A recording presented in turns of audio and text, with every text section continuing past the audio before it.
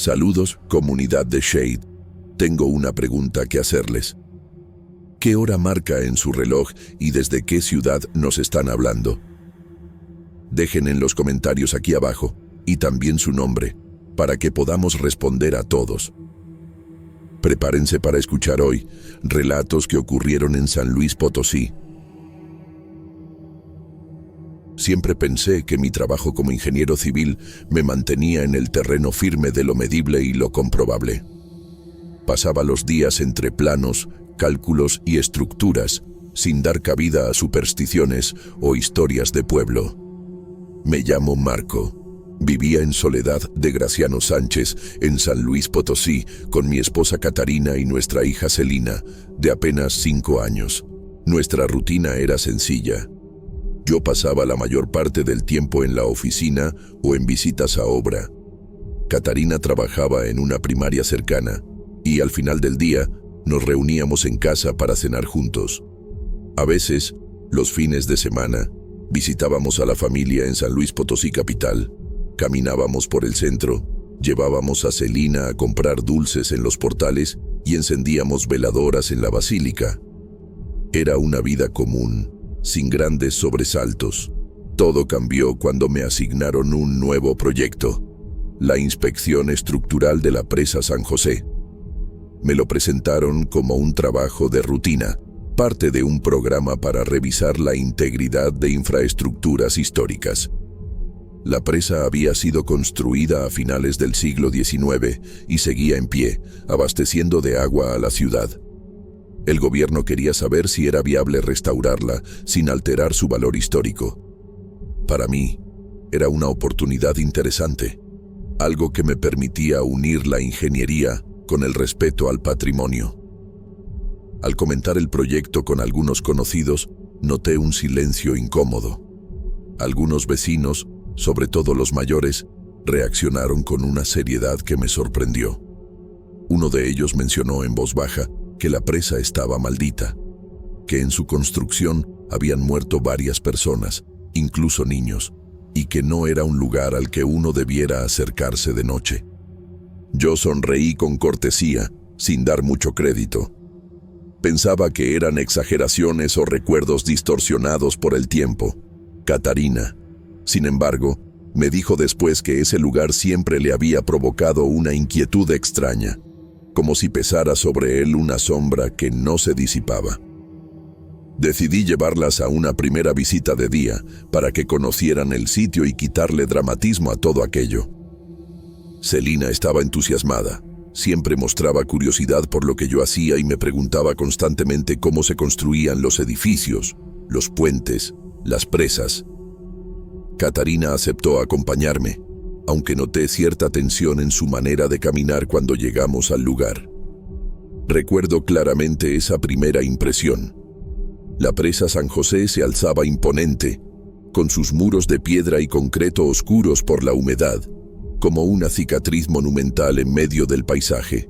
El aire era más frío de lo que esperaba, y el murmullo constante del agua contenida formaba un eco extraño que rebotaba entre las paredes.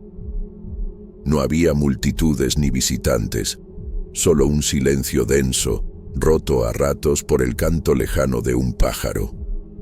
Mientras Celina corría cerca del barandal, Catarina la seguía con mirada nerviosa. Yo trataba de concentrarme en observar las juntas del concreto, los puntos donde la humedad se filtraba, las marcas del paso de más de un siglo. Pero en el fondo sentía algo que no me era familiar, como si el espacio mismo respirara, como si alguien invisible estuviera observando. No lo comenté en ese momento, porque no quería parecer sugestionado. Me limité a anotar detalles técnicos y a convencerme de que esa sensación se debía al peso de la historia del lugar. Al regresar a casa esa tarde, sin embargo, algo había cambiado. Catarina permaneció callada la mayor parte del camino, y Celina, que usualmente no paraba de hablar, parecía más pensativa. Yo traté de darle naturalidad, pero en mi interior comenzaba a gestarse una duda que no podía acallar. ¿Y si en verdad la presa guardaba secretos que no estaban en los planos ni en los informes técnicos? Las semanas siguientes se volvieron cada vez más pesadas. Al principio, pensé que era la sugestión lo que nos estaba jugando en contra, pero pronto las experiencias comenzaron a tener un peso demasiado real como para ignorarlas. Durante las primeras noches después de visitar la presa, Catarina y yo empezamos a escuchar un sonido extraño. No era el típico ruido de tuberías ni el zumbido de la calle. Era más parecido a un lamento, bajo y constante, como si viniera de un lugar profundo, ahogado.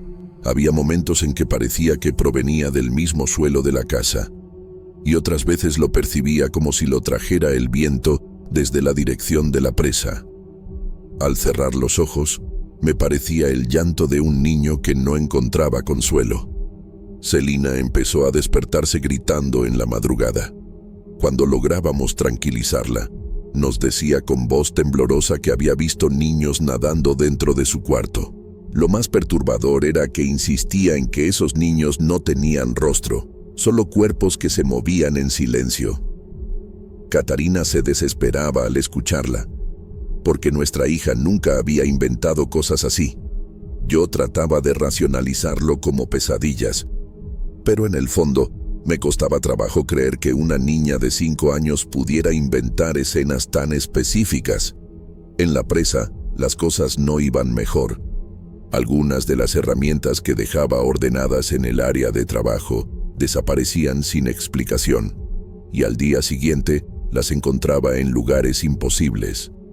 Una linterna quebrada en medio de una grieta, un nivel cubierto de lodo pegajoso, o la trena manchada con algo que parecía sangre seca.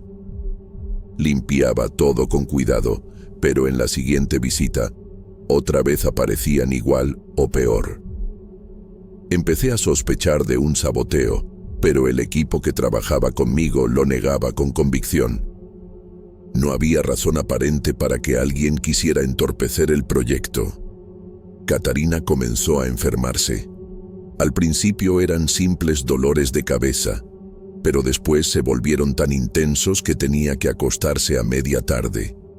Ella aseguraba que cada vez que cerraba los ojos veía imágenes fugaces, cuerpos pequeños siendo arrastrados por el agua turbia, como si hubieran sido enterrados entre las paredes húmedas de la presa. Me confesó con un nudo en la voz que escuchaba voces infantiles murmurando a su alrededor, pidiendo ser sacadas de ahí. Yo trataba de calmarla, pero en mi interior también comenzaba a sentir lo mismo. Las inspecciones técnicas tampoco ofrecían paz. Descubrí grietas en el concreto que, a simple vista, parecían daños normales, pero al observarlas con atención, se formaban figuras semejantes a siluetas humanas. Algunas de esas formas parecían niños tomados de la mano. Sentí un escalofrío recorrerme la espalda la primera vez que lo noté. Quise convencerme de que era casualidad, juegos de sombra y textura, pero mientras más observaba, más evidente se volvía. El olor fue lo peor. Hubo días en que al acercarme al borde del agua me golpeaba un hedor nauseabundo, como si algo se estuviera pudriendo bajo la superficie. Era un olor espeso, difícil de ignorar, que me hacía arquear el estómago. Llevé muestras para analizarlas, pero no mostraban nada anormal. El agua estaba dentro de los parámetros aceptables, lo que me desconcertaba más. ¿Cómo era posible que el olor apareciera tan intenso y luego desapareciera por completo al día siguiente? La tensión en casa aumentaba. Catarina parecía agotada, al límite, y Celina se aferraba a su muñeca de tela como si fuera lo único que la mantenía tranquila. Yo, por mi parte, me debatía entre dos realidades: la del ingeniero que buscaba explicaciones lógicas y la del hombre que ya no podía negar la presencia de algo inexplicable a su alrededor.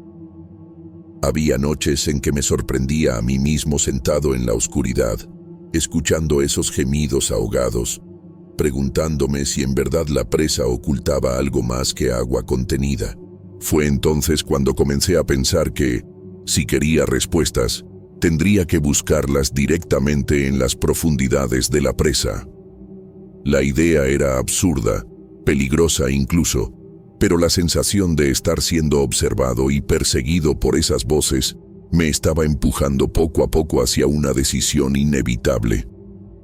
No recuerdo el momento exacto en que tomé la decisión, pero una madrugada supe que ya no podía seguir ignorando lo que pasaba. Catarina dormía inquieta, con el ceño fruncido incluso en sueños, y Celina se había despertado llorando otra vez, repitiendo que los niños le pedían ayuda desde el agua. En ese instante, comprendí que no podía continuar dependiendo solo de conjeturas ni de mis cálculos como ingeniero. Tenía que enfrentar lo que fuera que se escondía en esa presa. Conseguí el equipo necesario para una inmersión segura: traje, tanque, linterna subacuática y cuerdas de seguridad. No era un experto en buceo, pero conocía lo suficiente para moverme con precaución en aguas confinadas. Me sentía ridículo, un hombre de ciencia adentrándose en lo desconocido por rumores y sueños. Sin embargo, algo más fuerte que la lógica me empujaba a hacerlo. Llegué poco antes del amanecer. El aire era denso, húmedo, y la presa se alzaba frente a mí como un gigante de piedra que ocultaba un secreto. Me coloqué el equipo con manos temblorosas y, al sumergirme, el frío del agua me golpeó de inmediato, como si me envolviera un manto ajeno, hostil. La luz de la linterna iluminaba apenas unos metros, revelando paredes cubiertas de limo y sombras que parecían moverse más allá del alcance de mis ojos. Descendí lentamente, siguiendo el eco sordo de lo que en la superficie parecía un murmullo. Entre más bajaba, más fuerte se volvía esa vibración, como si el agua misma llorara. Fue entonces cuando la encontré. Una estructura de concreto en el fondo, distinta al resto de la presa, como una puerta sellada en la pared. Tenía inscripciones grabadas en la superficie, apenas visibles bajo las capas de algas. Me acerqué, retirando con las manos el limo acumulado, y logré distinguir frases en español antiguo. Decían algo sobre ofrendas para estabilizar y la necesidad de dar vidas para sostener el muro. Sentí el corazón golpearme el pecho con violencia. Era como si la ingeniería y la superstición se hubieran mezclado en una sola verdad. Para sostener esa presa, habían usado cuerpos. Miré alrededor, y con el haz de la linterna descubrí lo que nunca debí haber visto. Junto a la base de la puerta, amontonados entre grietas y huecos, había esqueletos pequeños, huesos frágiles y desgastados por el agua. Eran demasiados para atribuirlo a un accidente. Eran niños. El agua parecía vibrar alrededor de mí. De pronto escuché lo que ya no eran murmullos, sino lamentos claros, voces que resonaban dentro de mi cabeza. No entendía las palabras, pero la súplica era inconfundible. Pedían ser liberados. Me invadió el pánico. Instintivamente quise abrir la puerta, como si pudiera hacer algo para sacarlos de ese encierro eterno. Pero un instinto más fuerte me detuvo. Algo me decía que si liberaba aquello, no solo saldrían los inocentes atrapados, sino también la oscuridad que los había condenado. Subí a la superficie con desesperación, el aire del tanque agotándose. Al salir, el cielo comenzaba a aclarar con tonos grises, y sentí una opresión extraña en el pecho. Catarina y Celina me esperaban en la orilla. Lo más desconcertante fue que mi hija lloraba, como si hubiera visto lo mismo que yo. Entre sollozos me dijo que los niños le habían pedido ser liberados. Me quedé paralizado. ¿Cómo podía ella saberlo? ¿Cómo podía repetir con tanta exactitud lo que había sentido en las profundidades? Decidí cerrar la puerta para siempre, mantenerla sellada, aunque dentro de mí ardía la culpa de no haber hecho más. Esa noche, al volver a casa, encontré en el cuarto de Celina varios juguetes viejos, desgastados por el agua, que jamás habían sido de ella. Reconocí de inmediato algunos. Eran los mismos objetos que había visto junto a los huesos en el fondo de la presa. No supe qué decir. No supe cómo explicar que lo que estaba frente a mis ojos era imposible. Desde entonces, vivo con la duda de si los trajo ella en un acto inconsciente, o si fueron las mismas presencias quienes cruzaron el umbral entre el agua y nuestra casa. Lo único que sé es que, desde aquel día, cada vez que me acerco a la presa, siento que esas voces siguen llamando, esperando que alguien más, en algún momento, las libere. Hola, soy Celestina. Llegué a San Luis Potosí con la sensación de que este viaje no era como los demás. He trabajado en distintos sitios arqueológicos. He pasado días enteros bajo el sol, registrando piezas que parecían insignificantes para cualquiera que no tuviera paciencia o formación. Pero el barrio de Tlaxcala me provocaba algo distinto desde la primera vez que lo recorrí. Sus calles empedradas, el sonido constante de campanas lejanas y el aroma de las tortillas recién hechas en los portales me recordaban más a la memoria colectiva que a la rutina diaria. Era como si todo el barrio respirara un tiempo que no pertenecía del todo al presente. La investigación comenzó de manera formal. Permisos obtenidos, papeles revisados, reuniones con funcionarios que me entregaron carpetas polvorientas con registros antiguos. Entre esos documentos aparecía una y otra vez el nombre de Tlaxcalilla, una mujer indígena acusada en el siglo XVI de brujería, idolatría y de prácticas prohibidas por la iglesia de aquel tiempo. La tradición oral afirmaba que había sido ejecutada en ese mismo sector, en un espacio que hoy no era más que un terreno baldío cubierto de maleza y piedras apiladas. Mi asistente, Juan, me acompañaba desde el primer día. No era un académico, pero tenía algo que ningún libro podía enseñar. Había crecido en ese mismo barrio y conocía las historias que los abuelos repetían en las noches. Mientras cargaba las herramientas, me contaba cómo de niño le advertían que evitara pasar cerca del lote vacío, porque ahí todavía se escuchaban susurros en náhuatl cuando caía el sol. Durante los primeros días, todo parecía rutinario. Despejamos un área pequeña del terreno, removimos tierra endurecida y, con paciencia, fuimos encontrando fragmentos de cerámica, restos de figurillas y hasta huesos de animales que claramente habían sido usados en rituales. Nada extraordinario para quien está acostumbrado a trabajar con vestigios, pero el contexto le daba un peso distinto. Cada hallazgo parecía confirmar que aquel lugar había sido escenario de algo más que simples actividades cotidianas. Recuerdo una tarde especialmente silenciosa, en la que el sol caía de frente sobre las piedras y el aire olía a polvo seco. Encontré un trozo de olla con marcas en espiral. No eran decoraciones comunes, parecían intencionales, casi como un símbolo repetido. Mientras lo sostenía, sentí una extraña incomodidad, una presión en el pecho que no pude explicar. Juan notó mi expresión y me habló con un tono de advertencia, recordándome lo que siempre había escuchado, que Tlaxcalilla había sido injustamente condenada y que sus restos, o al menos su espíritu, seguían reclamando justicia en esa tierra. Al anochecer, mientras guardábamos las piezas en cajas, tuve la impresión de que el terreno cambiaba. Las sombras se alargaban demasiado, como si se negaran a retirarse con el paso de la luz. El silencio se volvió tan espeso que hasta los ruidos comunes del barrio parecían apagados. Fue en ese momento cuando sentí, por primera vez, que no estábamos solos. No era miedo aún, sino una especie de advertencia que se clavaba en los huesos. Aquella noche, en el cuarto que rentaba cerca de la plaza, abrí mi cuaderno y anoté cada detalle.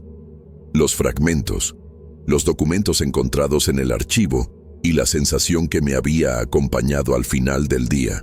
Al escribir, comprendí que aquello ya no era solo una investigación arqueológica, Algo más profundo se estaba abriendo bajo nuestros pies, algo que había permanecido callado durante siglos y que de alguna manera comenzaba a mostrarse. Los días siguientes parecían transcurrir con normalidad, pero pronto empecé a notar pequeñas irregularidades que no podía ignorar. Una mañana, al llegar al terreno, encontré las herramientas que había dejado perfectamente ordenadas en un rincón, colocadas en otro punto, como si alguien las hubiera usado en mi ausencia. Pensé en un descuido, en algún vecino curioso, pero el sitio estaba siempre cercado y nadie tenía acceso. Al excavar un poco más profundo, descubrimos huesos de aves mezclados con piedras ennegrecidas por el fuego. No era extraño en contextos rituales, pero lo perturbador era que algunas de esas piedras parecían recién quemadas, como si alguien las hubiera usado apenas horas antes. Juan me observó en silencio, y aunque no dijo mucho, noté en su mirada una mezcla de temor y resignación, como si confirmara lo que ya sabía desde siempre. Las noches comenzaron a volverse inquietantes. En mi habitación me despertaba con la certeza de que alguien se inclinaba sobre mí, respirando muy cerca. Abría los ojos y no había nadie, pero quedaba impregnada en el aire una fragancia que reconocía de los templos indígenas, el copal.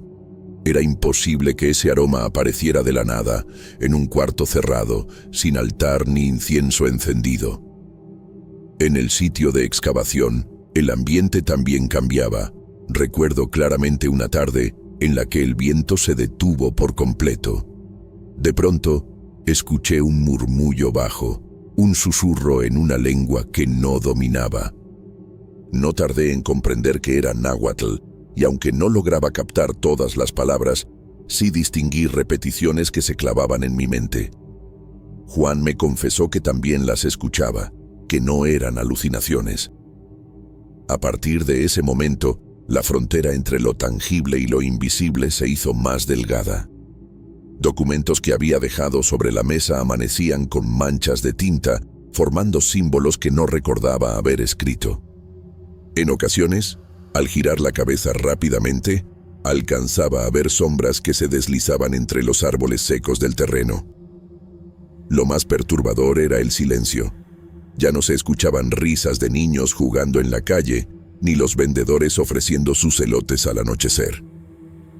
El barrio entero parecía haberse retirado, como si guardara distancia de algo que solo nosotros nos atrevíamos a perturbar.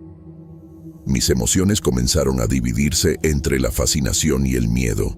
Por un lado, sentía que estábamos a punto de descubrir un secreto ancestral, enterrado a la fuerza hace siglos. Por otro, no podía evitar la sensación de que algo había despertado, algo que no estaba dispuesto a permanecer oculto por más tiempo.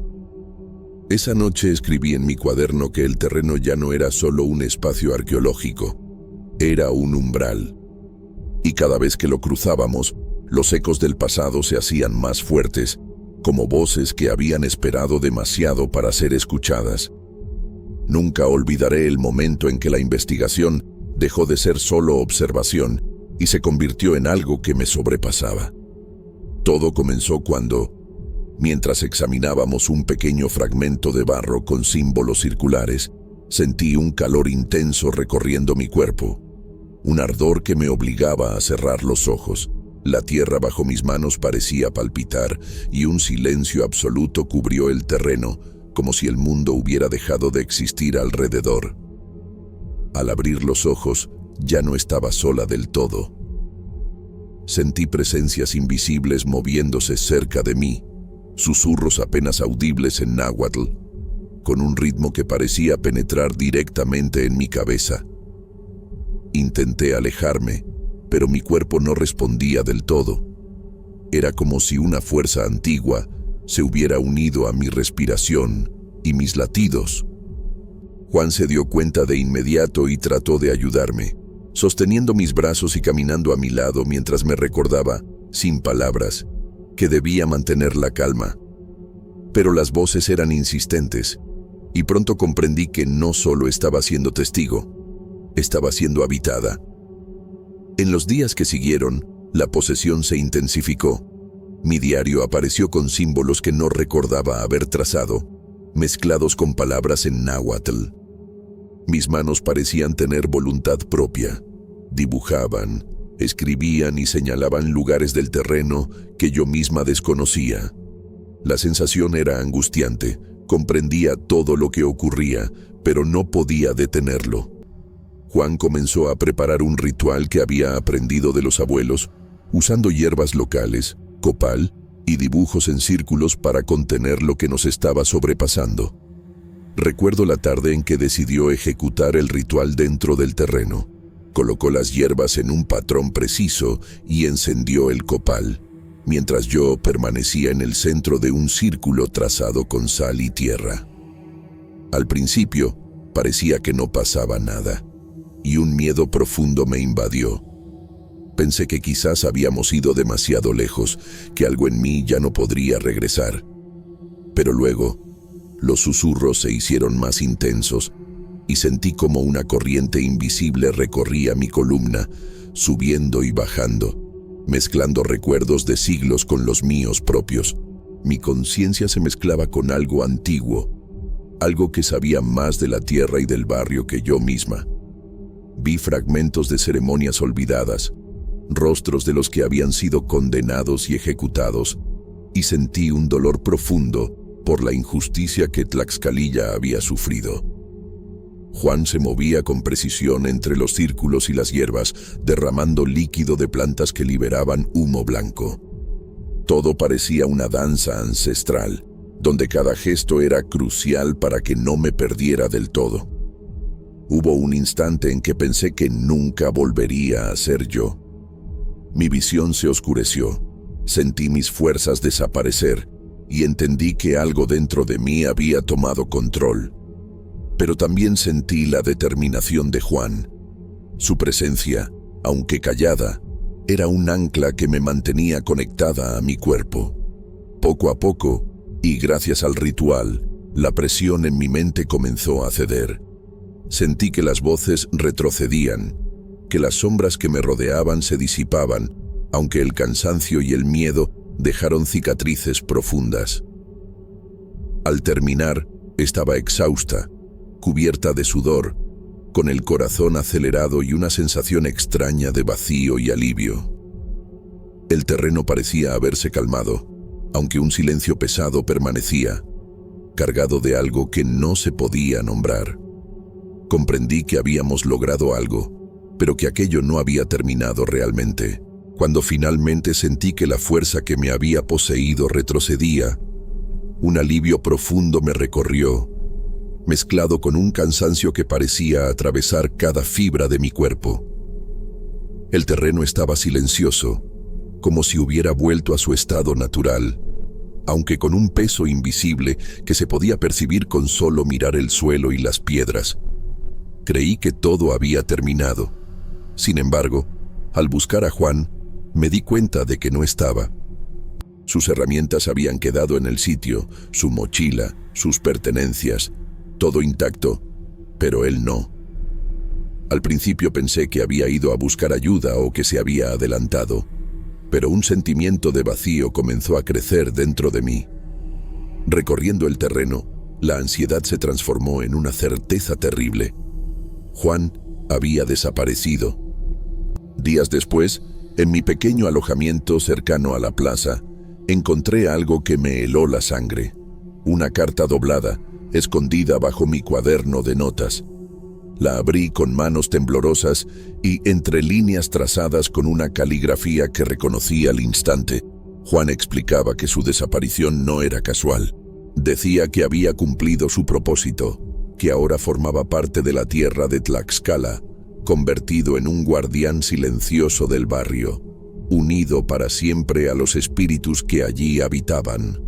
Afirmaba que su entrega había sido consciente y necesaria, y que yo debía continuar con mi vida, aunque el peso de lo vivido permanecería siempre. Leer esas palabras me provocó un torbellino de emociones: tristeza, miedo, incredulidad y una especie de respeto profundo hacia lo que él había hecho. La realidad que me rodeaba parecía idéntica a la de siempre, pero cada calle, cada piedra y cada sombra llevaba ahora una carga que no había percibido antes. El aroma del copal en el viento, los sonidos del barrio y hasta la manera en que las sombras de los árboles caían sobre las calles me recordaban que algo de Juan seguía ahí, invisiblemente, como parte del tejido mismo del lugar. Comprendí que la maldición de Tlaxcalilla no había sido destruida ni exorcizada, simplemente había encontrado un equilibrio con quienes se atrevieron a enfrentarla. Caminar por Tlaxcala ya no era lo mismo. Cada paso me hacía sentir que los espíritus me observaban, que estaban atentos a lo que yo hacía, y que Juan, de alguna manera, seguía velando por mí y por la tierra que ahora lo contenía. El relato termina con una sensación ambigua: liberación y pérdida, miedo y respeto, la certeza de que algunas historias no concluyen, solo se transforman, y la profunda sensación de que, aunque los ojos humanos no puedan verlos, ciertos guardianes permanecen vigilantes, escondidos en la tierra, en los susurros del viento y en la memoria de quienes se atreven a recordar.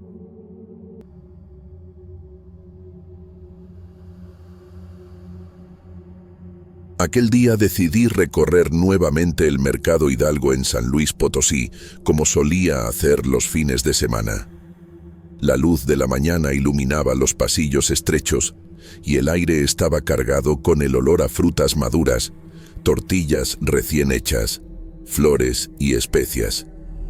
Cada puesto parecía un mundo propio, y yo, Guillermo, siempre atraído por los aromas, me sentía curioso y expectante mientras avanzaba entre la multitud.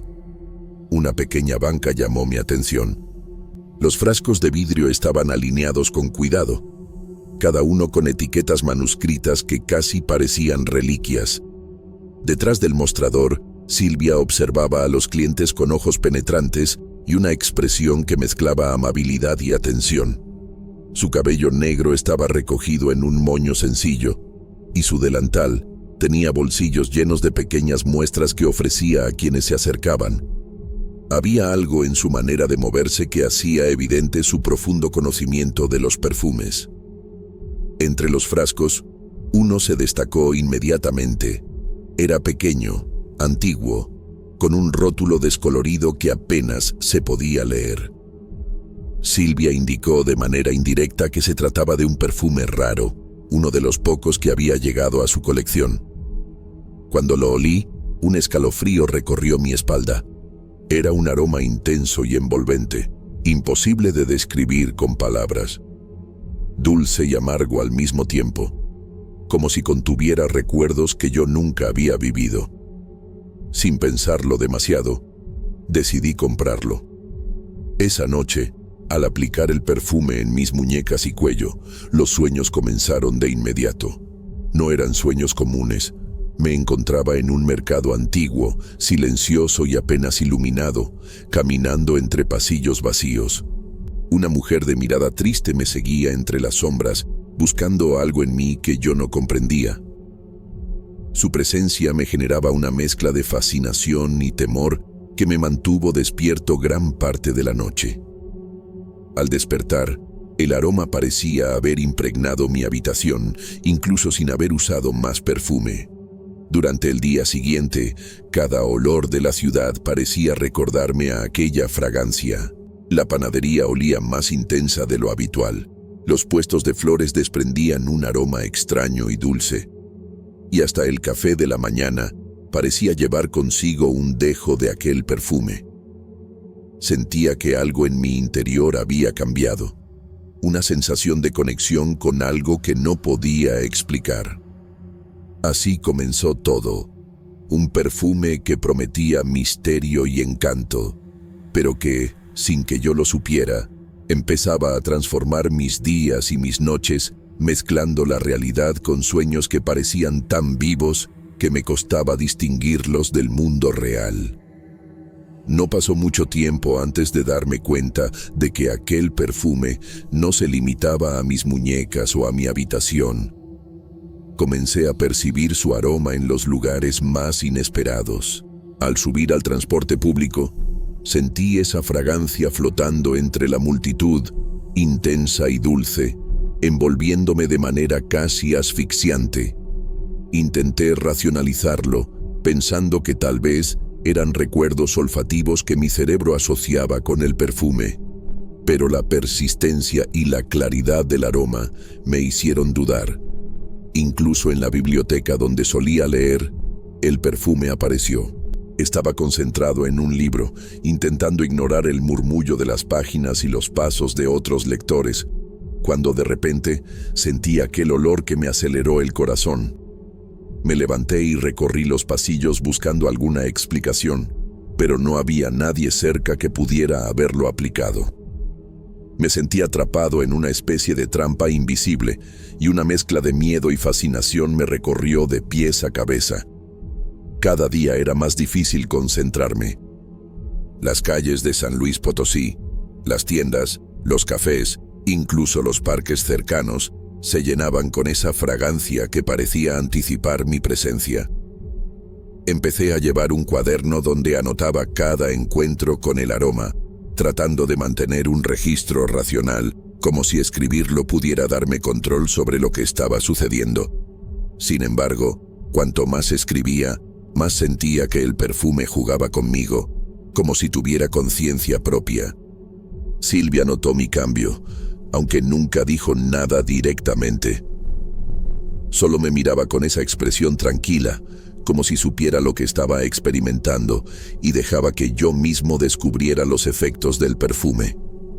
Su silencio me hacía sentir incompleto, incapaz de comprender lo que estaba pasando, y al mismo tiempo me atraía aún más hacia el frasco que ahora parecía dominar mi mente. Cada vez que respiraba aquel aroma, sentía una mezcla de euforia y terror. Una especie de electricidad recorriendo mi cuerpo, con la sensación de que algo me observaba constantemente, pero sin que pudiera identificarlo. Comencé a tener lapsos de atención. Olvidaba citas, dejaba cosas sin terminar, y tenía la sensación constante de que el perfume dictaba mis pasos. El mundo normal se estaba volviendo irrelevante frente a aquel aroma que parecía perseguirme y atraparme, y yo no podía hacer nada para detenerlo. Era como si mi vida cotidiana se hubiese fragmentado en dos: los momentos normales, donde luchaba por mantener la rutina, y los momentos dominados por el perfume, donde todo lo demás desaparecía y solo existía esa fragancia que me arrastraba hacia algo que no entendía, pero que temía descubrir, y cada vez me sentía más incapaz de separarme de él. No podía dejar de pensar en el perfume.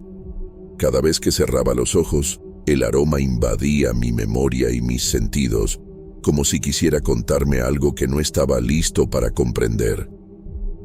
Decidí investigar un poco sobre perfumes antiguos, buscando cualquier referencia que pudiera explicar lo que me estaba sucediendo. Fue entonces que llegué a una pequeña librería y anticuario cerca del centro histórico, un lugar polvoriento con estantes de madera repletos de libros y papeles amarillentos.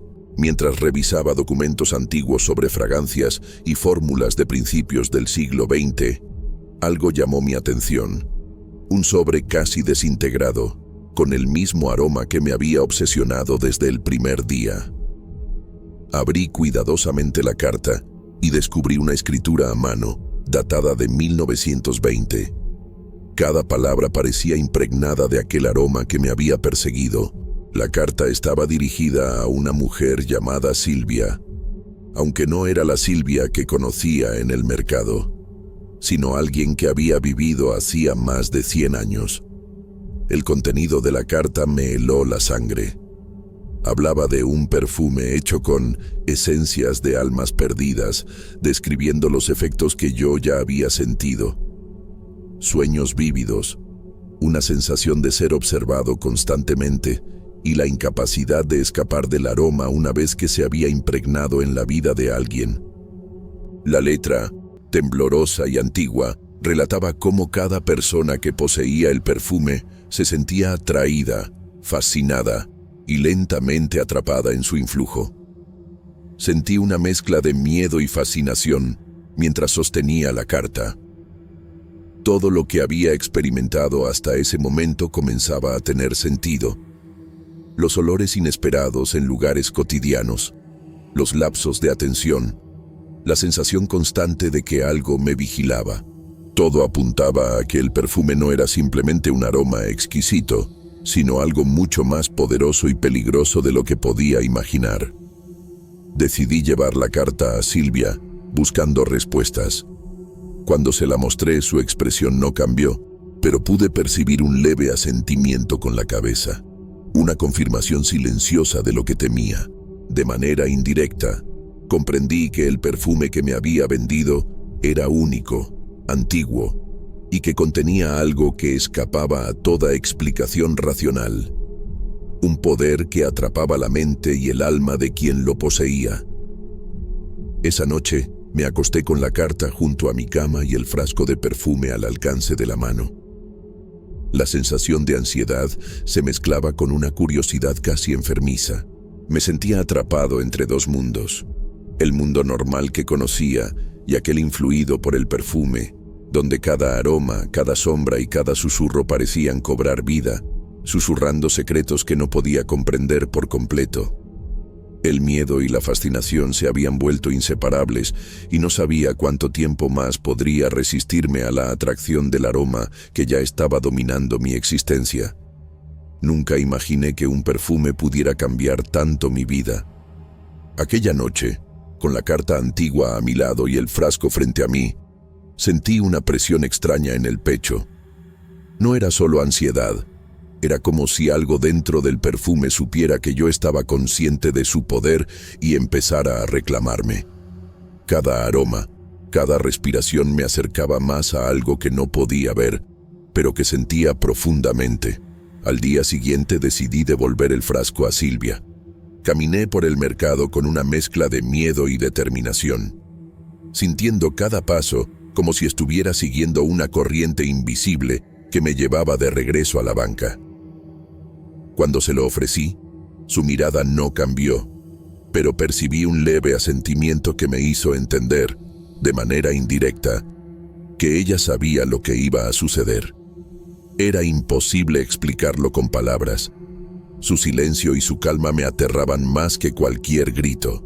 En cuanto mis dedos tocaron el vidrio del perfume, sentí una fuerza que me arrastraba hacia adentro. No era físico, sino algo mucho más profundo.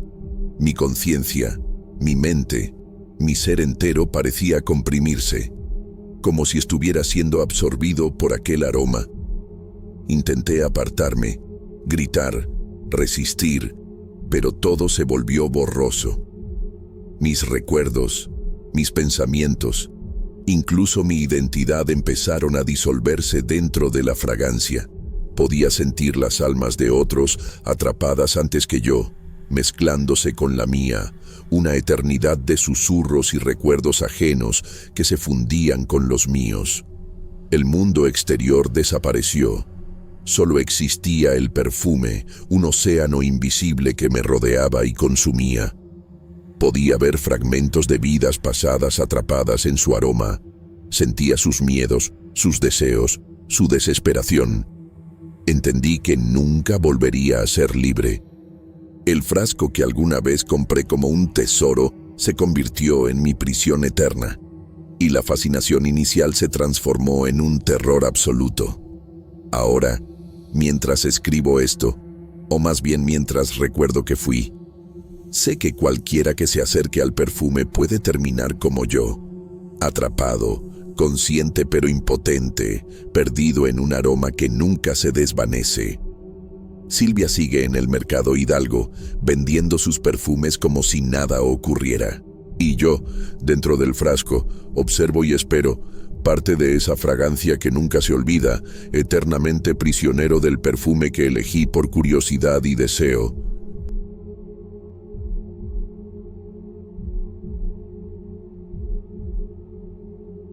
Me llamo Tomás. Nunca olvidaré la primera vez que entré a la mina San Xavier con mi hija, Sofía Flor. Como ingeniero ambiental, había estudiado muchos sitios contaminados, pero algo en este lugar se sentía distinto. La mina estaba cerca de Cerro de San Pedro, en San Luis Potosí, y aunque algunas partes seguían operativas, las galerías antiguas habían sido abandonadas hacía décadas. El aire olía a tierra húmeda mezclada con un toque metálico, y los troncos podridos y el suelo húmedo me hacían pensar en la historia que cargaba este lugar.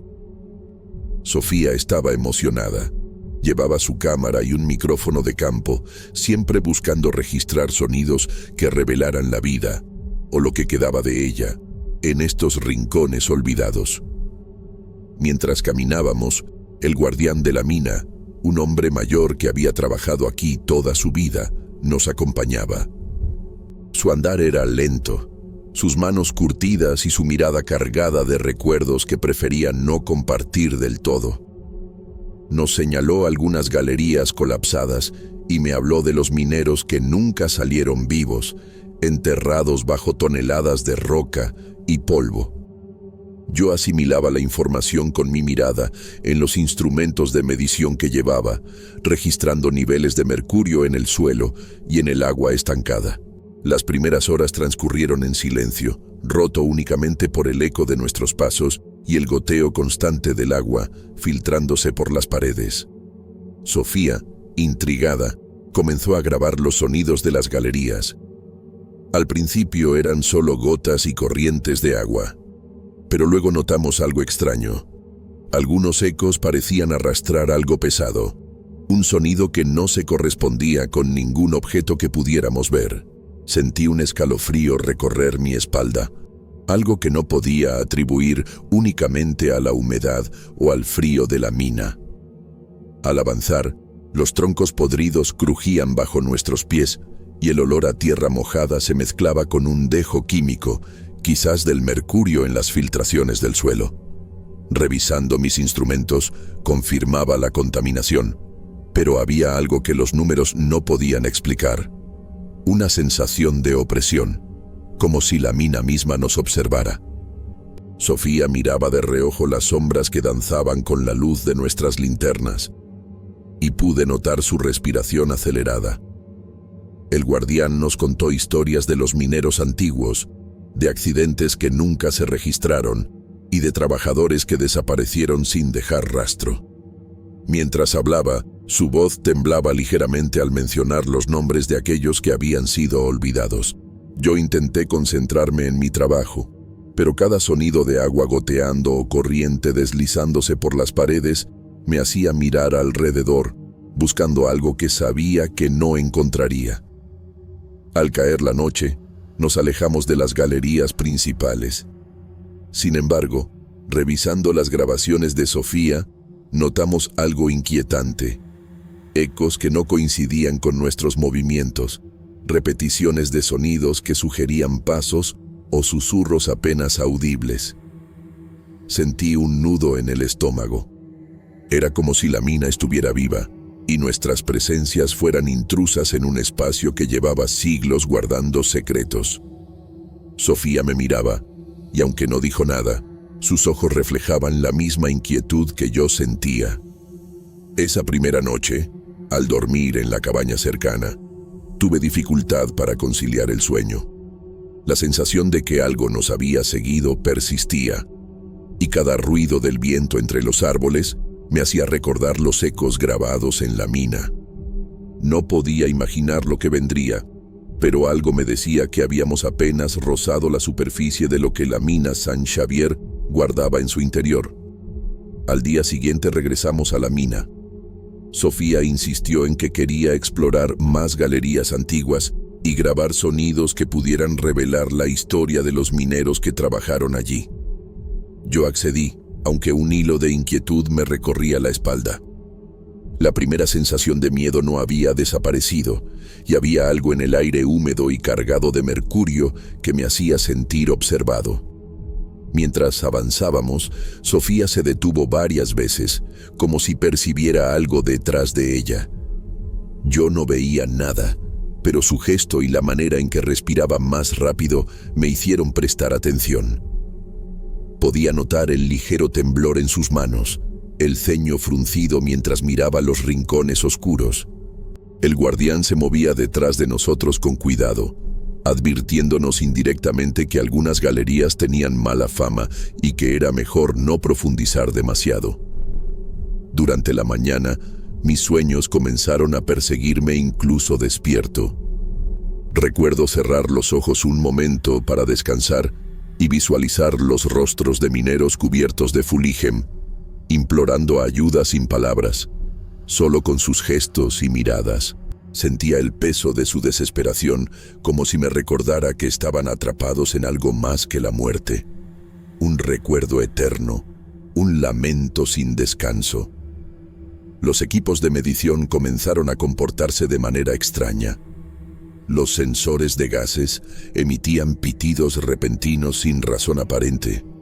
Los niveles de mercurio y contaminantes variaban de manera inexplicable entre lecturas consecutivas. Intenté calmarme racionalizando que podría ser un error técnico, pero la coincidencia de los pitidos con los lugares donde Sofía había sentido la presencia era demasiado precisa. Pequeñas cosas empezaron a inquietarnos. Un casco antiguo apareció al borde de un barranco que estaba limpio el día anterior. Piedras y escombros parecían moverse solos, y el aire tenía un olor más intenso a hierro y tierra húmeda.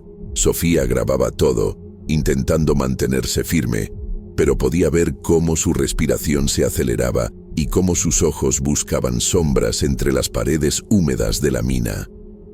El guardián nos habló de los túneles bloqueados que nunca debían ser abiertos, mencionando que algunas galerías estaban imantadas por el sufrimiento de los olvidados. Yo lo escuchaba, tratando de mantener la calma, aunque en el fondo algo me decía que la advertencia no era solo superstición. Al caer la tarde, mientras revisábamos los registros de sonido de Sofía, escuchamos algo que nos heló la sangre. Un eco que no coincidía con nuestros pasos, como si alguien estuviera siguiendo cada movimiento. No era un ruido constante, sino fragmentos de susurros imposibles de entender que parecían surgir de la misma roca. Sofía me indicó que la sensación de alguien detrás de ella se hacía más fuerte. Yo sentí el mismo peso en mis hombros, una mezcla de tensión y adrenalina que me impedía pensar con claridad. Esa noche, al dormir en la cabaña, los sueños de los mineros regresaron con fuerza. Sentía sus manos cubiertas de fuligem sobre mis brazos, sus ojos suplicando ayuda. Sofía, en silencio, sostenía su cámara cerca, como si el simple hecho de grabar pudiera protegerla. Yo me preguntaba si lo que sentíamos era real o producto de nuestras mentes cansadas. Pero cada pitido del sensor de gases y cada eco en las grabaciones me decía que algo más estaba en esas galerías. No era solo la historia de contaminación lo que nos atrapaba, era la presencia invisible de quienes habían trabajado allí, de aquellos que habían sido olvidados y que parecían exigir ser recordados. Algo me decía que apenas habíamos comenzado a rozar la oscuridad verdadera de la mina San Xavier. Decidimos adentrarnos más profundo, hacia un túnel que el guardián había advertido estaba bloqueado varias veces en el pasado. Su mirada seria y su postura rígida me hicieron sentir que cruzábamos un límite invisible. Pero la curiosidad de Sofía y mi responsabilidad por recolectar muestras nos empujaron hacia adelante. Cada paso que dábamos sobre la tierra húmeda y los escombros sueltos hacía crujir las paredes de roca, y un olor penetrante a hierro y humedad se intensificaba a medida que descendíamos. Pronto comenzamos a encontrar restos humanos dispersos. Fragmentos de huesos se mezclaban con tierra y piedras, y lo que parecía ser piel deteriorada o vestimenta descompuesta nos obligaba a avanzar con extremo cuidado. Sofía casi pisa algo blando que parecía piel o una especie de casco humano podrido, y su reacción contenida me hizo comprender que el miedo la estaba paralizando. Yo sentía un nudo en el estómago que se volvía más apretado con cada paso, una mezcla de repulsión y terror que no podía ignorar. La luz de nuestras linternas comenzó a fallar. Primero parpadeaba, luego se extinguió por completo en algunos tramos. La oscuridad absoluta nos envolvía, y solo podíamos escuchar nuestros propios pasos y el eco de algo más, algo que no podíamos ver. De repente, un susurro se elevó desde la profundidad del túnel. «Ayuda, ayúdennos». La voz no parecía provenir de un lugar específico, sino de todas partes al mismo tiempo. Intenté hablar para calmar a Sofía, pero mi voz se perdió entre los ecos y un temor profundo que me hizo sentir que estábamos completamente solos. Intenté usar el radio para pedir ayuda, pero solo recibí interferencia estática. Cada intento fallido aumentaba la sensación de aislamiento. Mi mente buscaba una explicación lógica: corrientes de aire, rocas cayendo, algún animal escondido, pero no podía encontrar ninguna. Los pitidos de los sensores de gas se intensificaron sin motivo aparente, mezclándose con los susurros y haciendo que mi corazón latiera con fuerza en el pecho. Avanzábamos con dificultad, resbalando en el barro y esquivando fragmentos de huesos, mientras una sensación de vigilancia constante nos envolvía. Sofía caminaba delante de mí, pero sentí un roce fugaz en su espalda, como si algo invisible la hubiera tocado. Al voltear, no había nadie, solo la oscuridad y el eco persistente de los susurros. La mina parecía moverse con nosotros, como si respirara y ajustara sus túneles para mantenernos dentro, atrapados. El guardián nos había advertido sobre la galería profunda, pero hasta ese momento no comprendía la magnitud del peligro. No era solo físico, había una presión emocional, una desesperación palpable en el aire, como si los mineros olvidados continuaran intentando comunicarse, pidiendo ser reconocidos. Sofía mantenía la cámara cerca, grabando cada sonido, y yo me aferraba a mis instrumentos, buscando racionalidad en medio del caos sensorial. Finalmente, comprendí que habíamos penetrado demasiado en el pasado de la mina. Cada sombra, cada sonido y cada fragmento de hueso nos recordaban que estábamos caminando entre los olvidados, aquellos cuya muerte había quedado sin testigos, atrapados para siempre en los túneles que ahora nos rodeaban. El miedo era abrumador, tangible, y aunque trataba de mantener la calma, mi cuerpo reaccionaba con sudor frío, palpitaciones y un temor que no había sentido nunca. Nos vimos obligados a retroceder. Cada paso hacia la salida era una lucha contra la oscuridad, contra los ecos que parecían seguirnos y contra la sensación de que la mina no nos dejaría ir tan fácilmente. Sofía estaba en shock, temblando, y yo sentía los arañazos en mis brazos y la ausencia de mi guante como marcas de un encuentro que no podría explicar con palabras. La mina San Xavier había mostrado su rostro verdadero, uno que no pertenece al mundo de la luz, y nos recordó que algunos secretos deben permanecer enterrados, aunque la curiosidad humana sea insaciable. Logramos salir de la galería profunda con un esfuerzo que parecía superar nuestras fuerzas. Cada paso hacia la luz era un alivio mezclado con tensión. La humedad pegajosa y la tierra que se aferraba a nuestras botas nos recordaban que habíamos estado dentro de algo que no pertenecía al mundo exterior. Sofía caminaba delante de mí, todavía temblando y con los ojos muy abiertos, como si no pudiera procesar del todo lo que acabábamos de vivir. Yo noté enseguida que me faltaba un guante y que mis brazos tenían varios arañazos, algunas marcas sangrantes leves que me hicieron recordar la proximidad de los restos humanos que habíamos esquivado. Intenté tranquilizarla, diciéndome a mí mismo que habíamos sobrevivido, que habíamos visto demasiado, pero que estábamos a salvo. Aunque ninguno de los dos podía olvidar los susurros ni la sensación de que algo nos había seguido hasta la salida. El guardián nos miraba en silencio. Su expresión no era de sorpresa, sino de respeto y aceptación. Nos señaló de manera casi imperceptible, que los olvidados de la mina habían estado presentes sin necesidad de palabras. No explicó nombres, épocas ni historias. Simplemente nos dejó entender que algunos secretos no se pueden revelar y que los mineros que no habían regresado seguían allí, de una forma que no podíamos comprender del todo. Días después, revisando fotos y videos que Sofía había grabado, sentí un escalofrío que aún recorre mi espalda al recordarlo. En una de las imágenes, detrás de Sofía, aparecía la figura de un minero antiguo, con el rostro cubierto de Fulligem y la mirada fija hacia la cámara. No se movía, pero su presencia era innegable. Mostré la foto al guardián y solo dijo: «Es uno de los olvidados». No reveló de qué época ni quién era, y yo comprendí que no había manera de averiguarlo. Desde entonces, Sofía comenzó a tener sueños recurrentes con ese minero.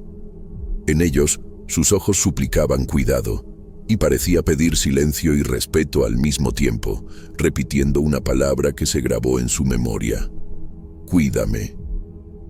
Cada vez que lo mencionaba, su rostro mostraba mezcla de miedo y tristeza, como si hubiera dejado algo incompleto y ahora nos eligiera para recordarlo. Yo, por mi parte, sigo revisando las grabaciones y fotos, buscando explicaciones racionales que nunca aparecen. La mina San Xavier continúa siendo un lugar de historia, contaminación y misterio. Y aunque logramos salir con vida, la sensación de que algo permanece allí, esperando ser escuchado, nunca nos abandonará. Cada vez que pienso en los ecos de aquella mina, en los susurros que oímos y en la figura de aquel minero olvidado, siento que apenas rozamos la verdadera profundidad de lo que guarda la tierra y la memoria de quienes trabajaron y murieron bajo su superficie. Algo me dice que la historia no terminó y que nuestra experiencia fue solo un fragmento de lo que la mina guarda en silencio, esperando ser recordada.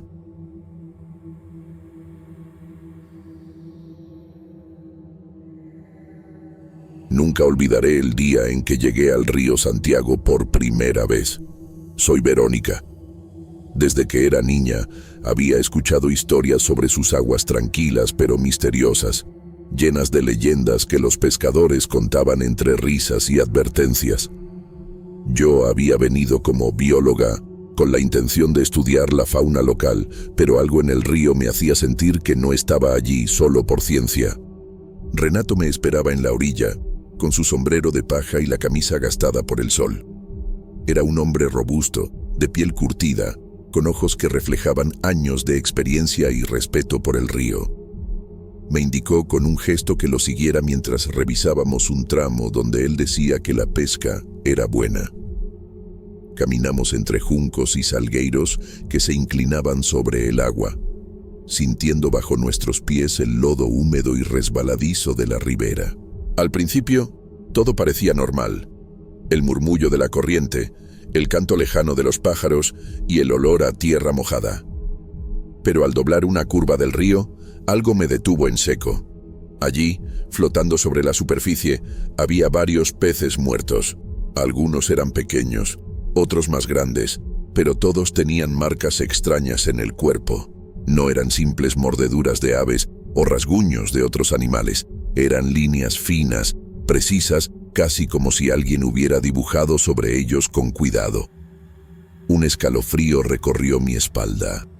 Renato se acercó examinando los peces con ojos críticos. Me dijo que había visto peces muertos antes, pero nunca así. Su expresión mostraba una mezcla de preocupación y resignación, y por un momento tuve la sensación de que el río mismo nos estaba observando. Mientras yo tomaba notas y fotografías, intentaba racionalizar lo que veía.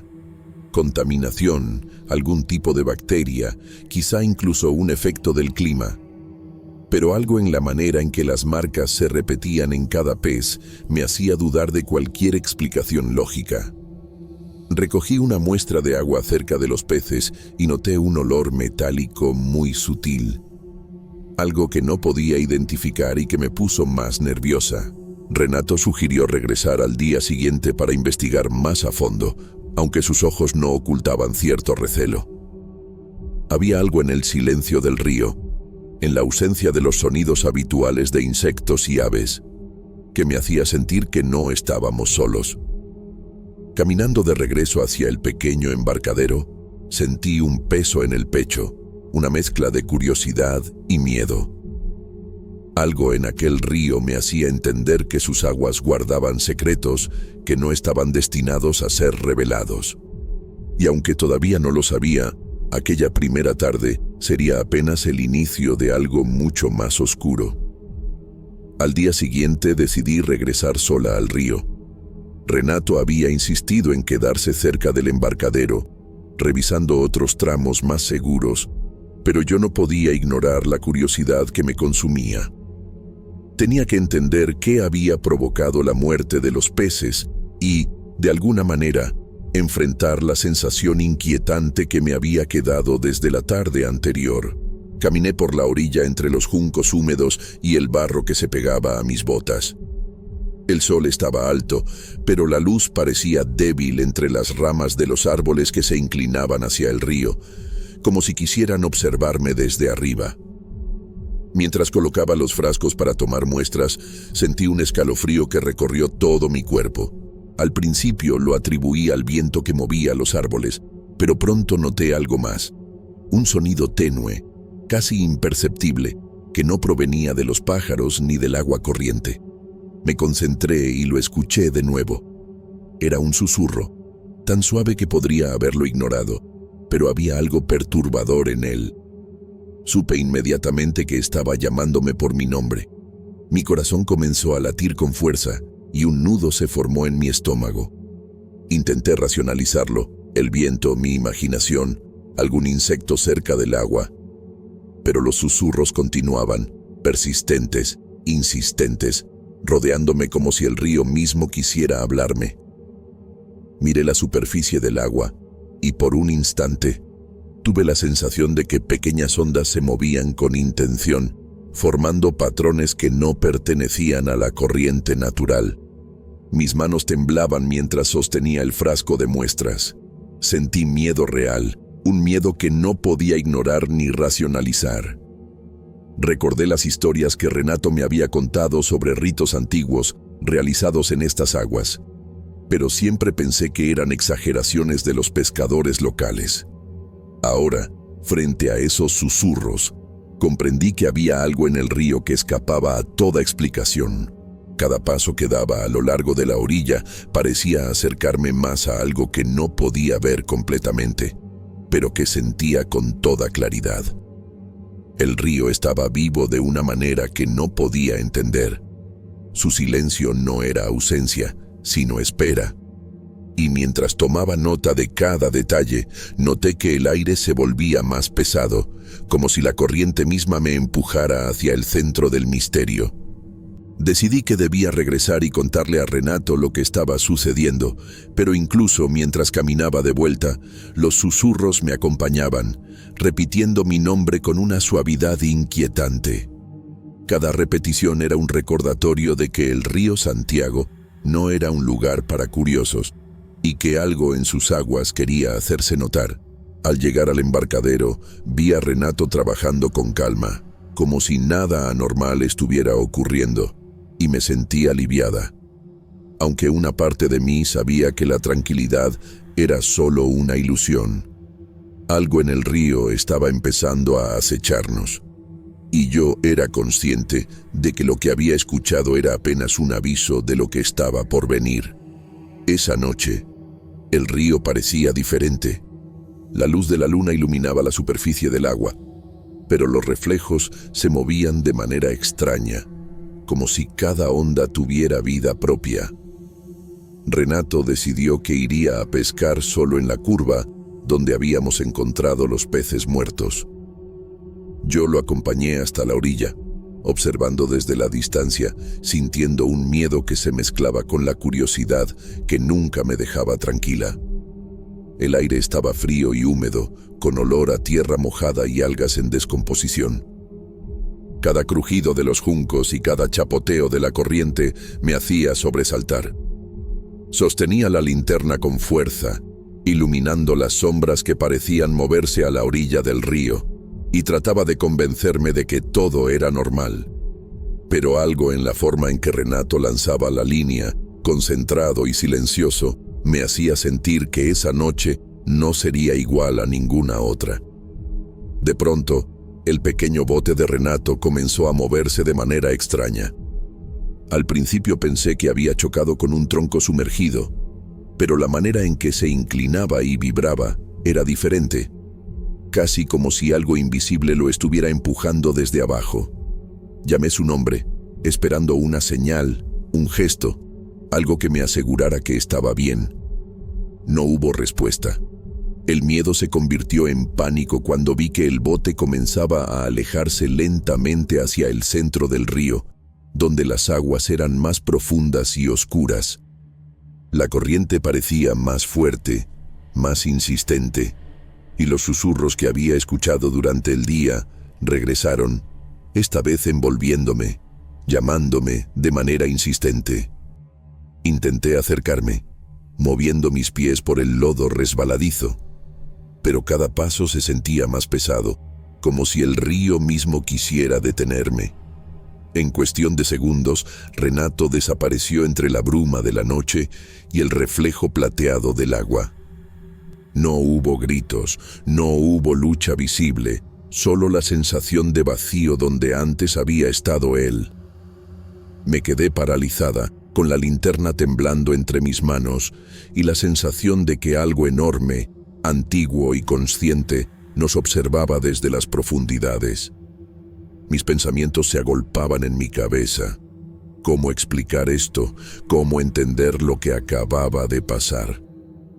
Recordé los susurros y las historias de antiguos rituales, y por primera vez comprendí que no eran simples cuentos de pescadores.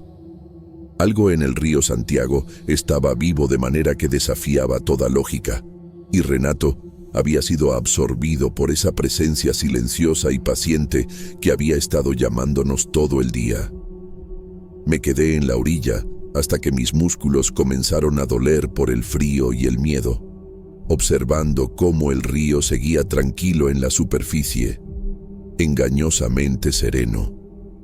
Sabía, en lo profundo de mi instinto, que lo que había sucedido esa noche no era un accidente ni un acto natural.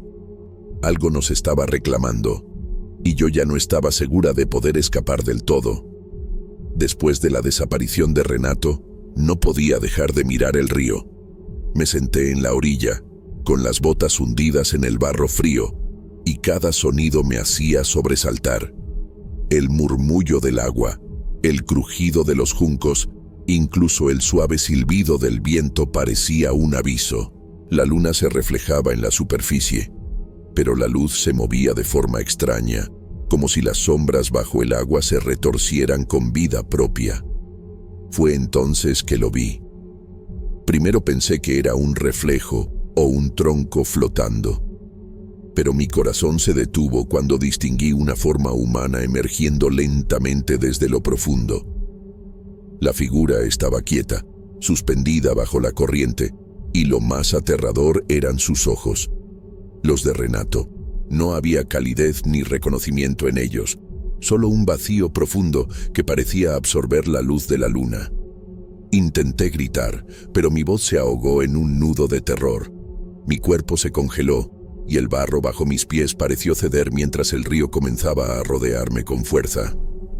Cada movimiento que hacía se sentía inútil, el agua era pesada, densa, y como si supiera exactamente cómo impedir que escapara.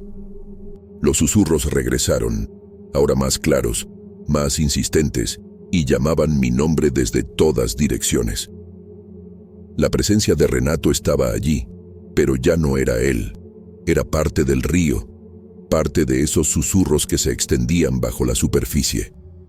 Intenté retroceder, buscando desesperadamente un rincón de tierra firme bajo mis pies, pero el río no me lo permitió. Cada ola y cada remolino parecían tener conciencia propia, empujando mi cuerpo con una fuerza silenciosa, envolviéndome en un abrazo helado que me drenaba las fuerzas sin que me diera cuenta. Mis manos se extendían a ciegas, buscando algo a qué aferrarse, pero solo encontraban agua resbaladiza que se escurría entre mis dedos como aceite, mientras mis pies se hundían cada vez más en aquel lodo oscuro y pegajoso, ansioso por reclamarme antes de que pudiera reaccionar. Los susurros, primero apenas un murmullo suave, se transformaron en un coro persistente que giraba a mi alrededor, mezclándose con el rugido constante de la corriente. Cada sílaba, cada repetición de mi nombre me atravesaba con precisión, arrancándome la voluntad pedazo a pedazo, como si el río quisiera demostrarme que resistir era inútil. Sentí como cada respiración se volvía un desafío y como un frío intenso se filtraba en mis huesos, ascendiendo lentamente desde mis pies hasta mi cabeza, helando no solo mi cuerpo, sino también mi voluntad. Vi la figura de Renato de nuevo, parcialmente sumergida, con esos ojos que conocía, pero que ahora estaban vacíos, como pozos sin fondo que absorbían cualquier intento de resistencia. La presencia que emanaba de él ya no era humana, era un recordatorio de mi destino, de que el río reclamaba lo que quería, sin importar el miedo o la razón. Mi cuerpo empezó a moverse solo, arrastrado por la fuerza invisible de la corriente. Cada golpe de mis brazos y cada intento de pisar el fondo solo me hundían más, como si el agua estuviera reescribiendo mis movimientos. Una mezcla de terror y fascinación me invadió. Comprendí que estaba siendo absorbida no solo físicamente, sino también en esencia. Cada pensamiento, cada memoria se sentía como flotando hacia el agua, como si mis recuerdos fueran disueltos en su profundidad infinita. Antes de que todo se tornara oscuro, capté la mirada de Renato una vez más. Ese vacío absoluto que atravesaba mi ser y me decía que ya no había retorno. La sensación de ser parte del río, de los susurros y de la corriente que me rodeaba se volvió completa, inevitable. El último instante consciente fue la fría presión de la corriente llevándome hacia el centro del río, con la sensación de que cada movimiento era inútil. Los susurros se mezclaban con mi propia respiración, repitiendo mi nombre, llenando mi mente con un miedo que parecía querer paralizarme por completo. Vi a Renato bajo el agua, sus ojos vacíos como advertencia, y comprendí que si caía, no habría regreso. Con un esfuerzo que parecía imposible, logré impulsarme con los pies, encontrando una raíz sumergida que me permitió frenar mi avance hacia las profundidades. Cada brazada hacia la orilla fue una lucha contra la fuerza invisible del río. Sentía el lodo pegándose a mis piernas, las ramas rasguñando mi piel, el agua fría entrando en mis pulmones cada vez que aspiraba. El terror me daba fuerza y al mismo tiempo amenazaba con hacerme ceder. Finalmente, mis manos tocaron la tierra firme. Me arrastré, jadeante y temblando, mientras los susurros parecían retroceder con cada paso que me alejaba del agua. La corriente perdió su fuerza y el río volvió a su apariencia tranquila. Pero mi corazón seguía latiendo con violencia. Me quedé sentada en la orilla, cubierta de barro y agua, escuchando solo el murmullo normal del río, que parecía observarme con paciencia. Sabía que Renato no había tenido la misma suerte. Lo había visto desaparecer bajo la corriente y su mirada vacía seguiría persiguiéndome en mi memoria. Sentí miedo, tristeza y culpa, pero también una claridad aterradora. El río Santiago guardaba secretos que no debían ser perturbados, y yo había sobrevivido solo porque, de alguna manera, había luchado lo suficiente para regresar. Nunca olvidaré la sensación de los susurros, el frío del agua y la fuerza invisible que quiso arrastrarme.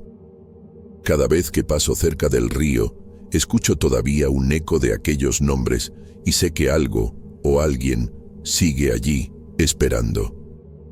Pero yo sobreviví y ahora puedo contar la historia, aunque con cada palabra siento que el río sigue llamándome.